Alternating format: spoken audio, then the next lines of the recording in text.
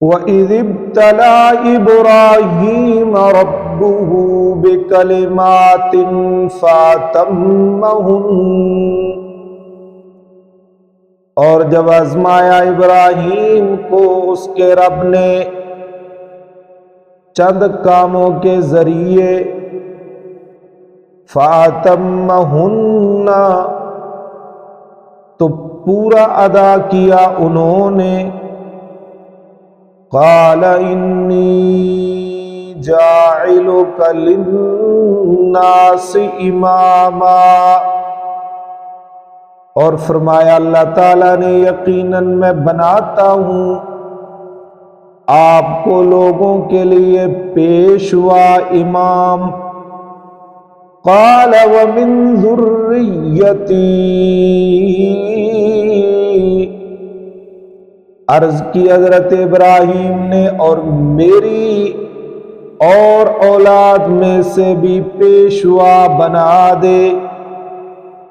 قال لا ینال عہد الظالمین، تو فرمایا رب العالمین نے نہیں پہنچے گا میرا وعدہ ظالموں کو۔ وَإِذْ جَعَلْنَا الْبَيْتَ مَثَابَةً لِلنَّاسِ وَأَمْنًا، اور ہم نے بیت اللہ کو لوگوں کے لیے ثواب اور امن و امان کی جگہ بنایا۔ وَاتَّخِذُوا مِن مَّقَامِ إِبْرَاهِيمَ مُصَلًّى،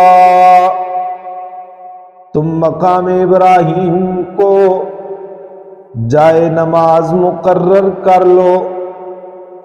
وَعَهِدْنَا إِلَىٰ إِبْرَاهِيمَ وَإِسْمَاعِيلَ، ہم نے ابراہیم اور اسماعیل علیہ السلام سے وعدہ لیا، ان طہرا بیتی للطائفین، کہ تم میرے گھر کو طواف کرنے والوں، والعاکفین، اور اعتکاف کرنے والوں، والرکع السجود، اور رکوع سجدے کرنے والوں کے لیے پاک صاف رکھو۔